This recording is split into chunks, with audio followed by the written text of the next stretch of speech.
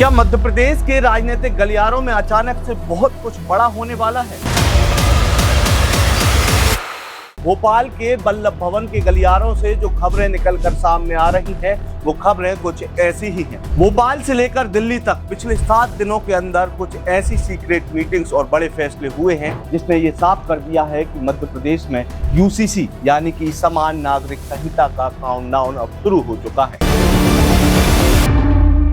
अगर आप सोच रहे हैं कि यह कानून आराम से साल के आखिर तक आएगा तो आप बिल्कुल गलत हैं, क्योंकि सरकार ने जो डेडलाइन सेट की है उसने बड़े बड़े राजनीतिक पंडितों के होश उड़ा दिए हैं। आज हम आपको बताने वाले हैं कि पिछले 1 हफ्ते की वो 3 बड़ी इनसाइड स्टोरी और तारीख है जो मध्य प्रदेश के किसी भी मुख्य धारा के मीडिया चैनल्स ने आपको खुलकर अब तक नहीं बताई होंगी। यूसीसी पर सबसे बड़ा अपडेट आया है ठीक 2 दिन पहले यानी कि 1 जून को।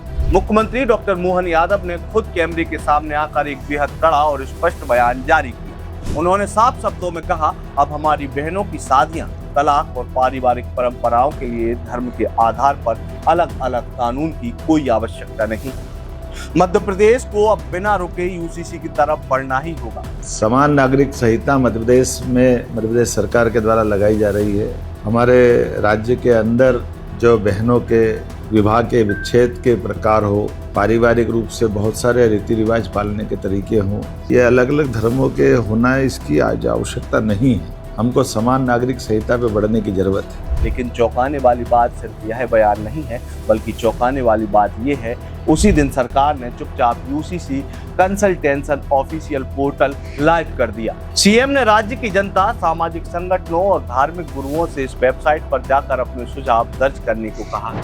और जानते हैं इसके लिए आखिरी तारीख क्या तय की गई है? 15 जून। यानी सरकार के पास अब वक्त बहुत कम बचा हुआ है और वो बेहद तेज गति से इस ओर कदम बढ़ा रही है। अब आपको बताते हैं वो बात जो आम मीडिया चैनल्स की हेडलाइन से कहीं ना कहीं मिस हो चुकी है। बैकग्राउंड में एक हाई लेवल ड्राफ्टिंग कमेटी काम कर रही है जिसकी कमान सुप्रीम कोर्ट के रिटायर्ड जज जस्टिस रंजना प्रकाश देसाई के हाथों में है। और इस कमेटी में मध्य प्रदेश की तरफ से सबसे बड़ा नाम शामिल किया गया है जाने माने शिक्षाविद प्रोफेसर गोपाल शर्मा का।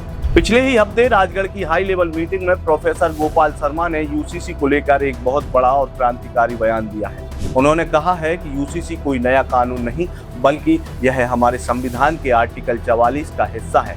सबसे बड़ी बात यह महिलाओं के संपत्ति, अधिकारों, एक से अधिक विवाह पर रोक और उनके सामाजिक सशक्तिकरण के लिए सबसे बड़ी जरूरत है।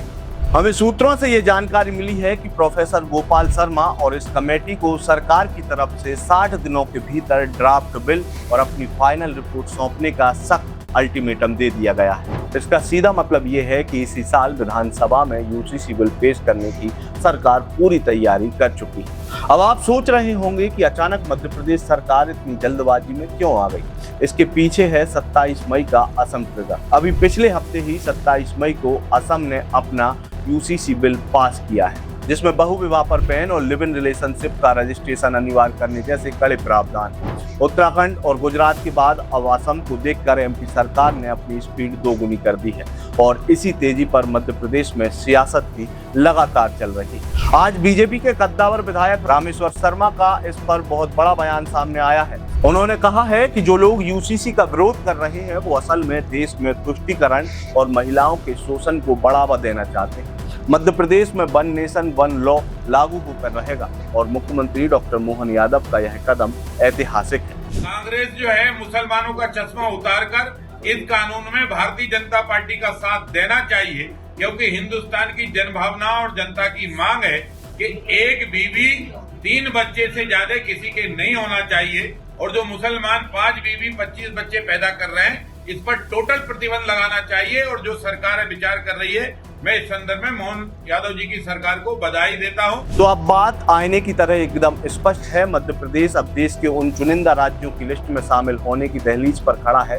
जो अपनी कानूनी व्यवस्था को हमेशा के लिए बदलने जा रहे हैं। एक तरफ जहां सरकार इसे नारी शक्ति और सुरक्षा और समानता के लिए ऐतिहासिक कदम बता रही है, तो वहीं दूसरी तरफ विपक्षी खेमे और कुछ धार्मिक संगठनों में इस 15 जून की डेडलाइन को लेकर अंदर ही अंदर विरोध की रणनीति बनना शुरू हो गई है। अब असली सवाल आपके लिए है, क्या आपको भी लगता है कि प्रोफेसर गोपाल शर्मा का महिलाओं के अधिकारों वाली बात सही है और सिर्फ 15 जून तक का समय देकर सरकार इतनी जल्दी इस कानून को लाकर सही कर रही है? आपको क्या लगता है? आप अपनी राय जरूर दें। इसके अलावा आप अगर आयुक्त की ये वीडियो को पसंद कर रहे हैं तो आप आयुक्त को सब्सक्राइब करना ना भूलें। आपका बहुत बहुत धन्यवाद। लगातार जुड़े रहने के लिए आयुक्त को सब्सक्राइब जरूर करें।